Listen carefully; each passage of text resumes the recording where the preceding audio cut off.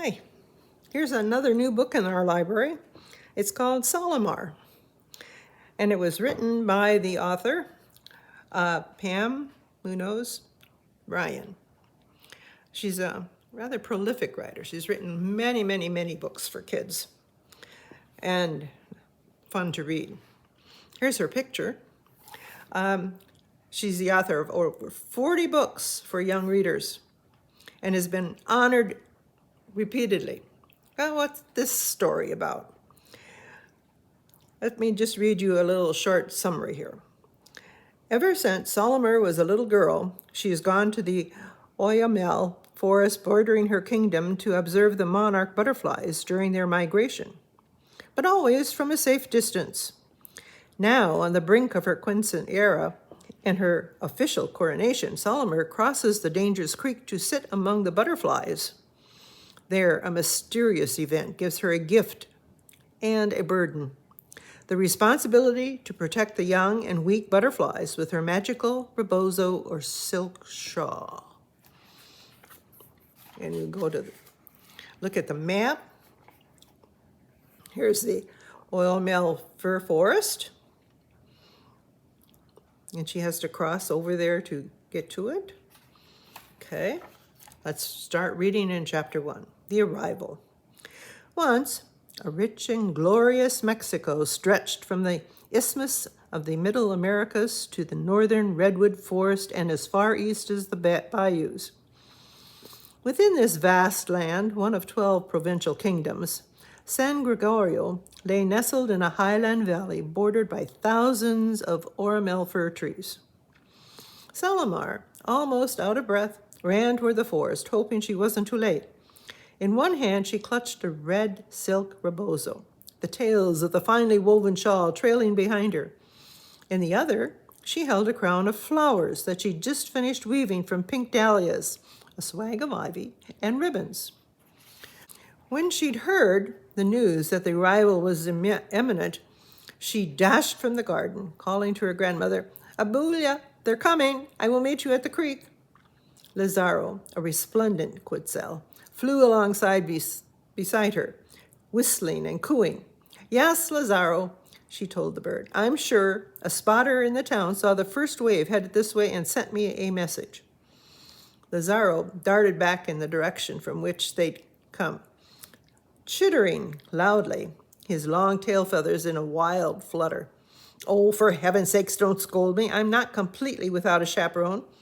Abuela will be along soon. Besides, you know how she dwaddles, and I don't want to miss the spectacle."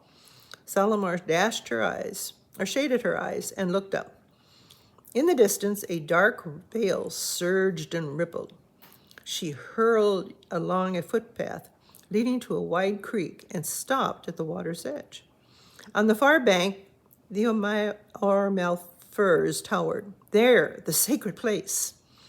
Like everyone in the kingdom, Solimar believed that the ancestors of the monarch butterflies inhabited the Oyamel forest, and that year after year their spirits lured a new generation of butterflies to this spot to rest during their migrations. In San Gregorio, the forest and the monarchs were revered and protected. For as long as Solimar could remember, she had come to the words to greet the first wave of butterflies on their journey. She was forbidden to come alone or to cross the creek, which was riddled with rocky outcroppings and notorious currents. Everyone in the kingdom feared the rushing water that often dragged wayfarers downstream. Even so, she'd always wanted to sit in the midst of the butterflies as they arrived. She couldn't do that on this side of the water. Solimar paced. "You know, Lazaro, I'm not a little girl anymore. I shouldn't have to wait for a chaperone. Besides," she placed the crown of dahlias in her hand and strengthened her shoulders, "I'll need to be courageous someday. Why not start today? I give myself permission." Lazaro shook his head. Solimar tried the rebozo around her waist and leaped. She landed on a rock surrounded by swirling water and wobbled back and forth. Ooh! With both arms outstretched, she found her balance. Frantic, Lazaro flapped his wings in warning and chirruped, You don't have to be such a mother hen, she said, jumping from stone to stone, each one larger than the last. Just a few more. She hopped to a cluster of boulders midstream. On the tallest, decades of gushing water had created a tapered crevice through the rock. Look, Lazaro, the gap is an image of a sword, and the pommel at the top of the hilt is a porthole. She peered into the oval opening and saw a cameo of the forest on the other side. I can fit my head through to steady myself.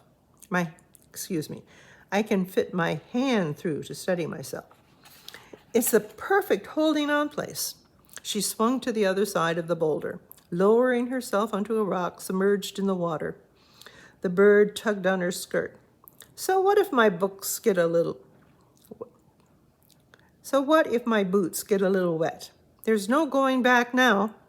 She gingerly took a few more steps until she reached the far bank. Scrambling to a shady spot between two trees, Solimar considered the tall firs and muttered, I'd climb them if I could reach the lowest branches and if I was wearing trousers. Instead, she sat cross-legged on the forest floor. She untied the rebozo, flipped it over her shoulders, and straightened her crown. Above, a kaleidoscope of butterflies quivered. Lazaro flew to her side and burrowed beneath the drape of the rebozo.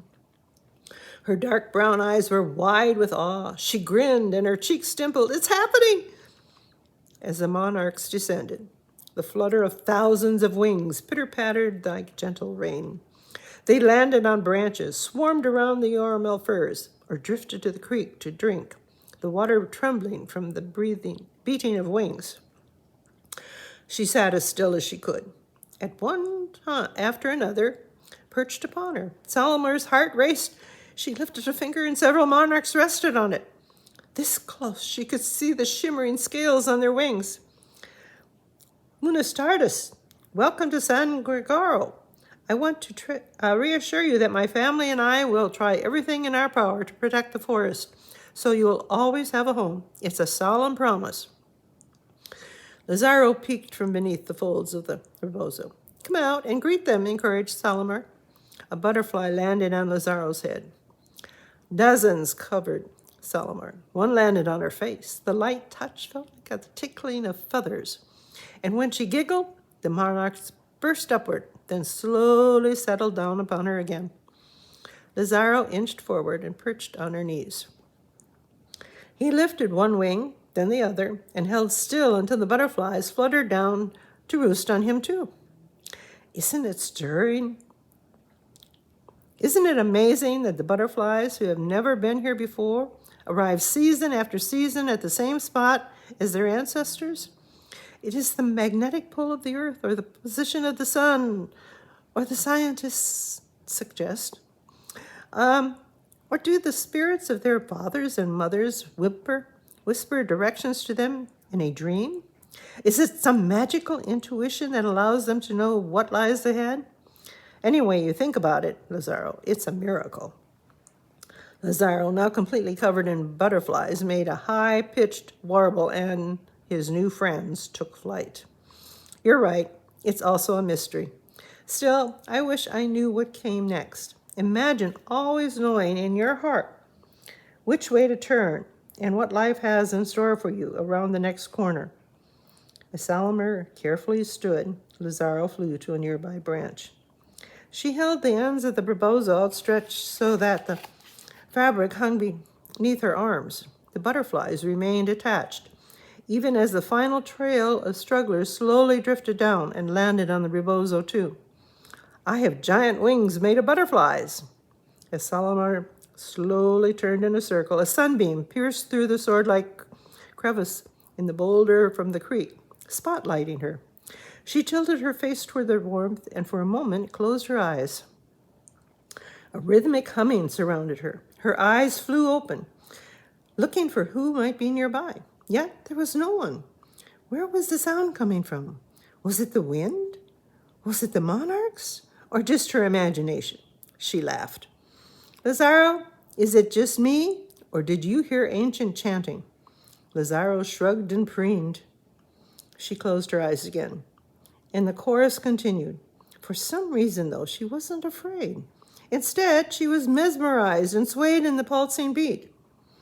A swarm of monarchs descended and swirled around her, a blur of black, orange, and coral, creating an iridescent mist as if she was swaddled in the softest and lightest blanket. For a moment, resounding peace enveloped her, and she smiled. The song persisted, though, and grew louder and louder until it reached a crescendo of haunting voices. Her heart pounded. Startled, she dropped the rebozo. The sound ceased. The mist unfurled and cleared. Glittery specks lingered in the air like suspended jewels. "What just happened?" asked Solimar. Lazaro twittered. "Yes, peculiar." Solimar picked up the rebozo and frowned. "One side looks as if the butterfly wings are embedded in the fabric, and they're shimmering." Lazaro flew clear to examine it.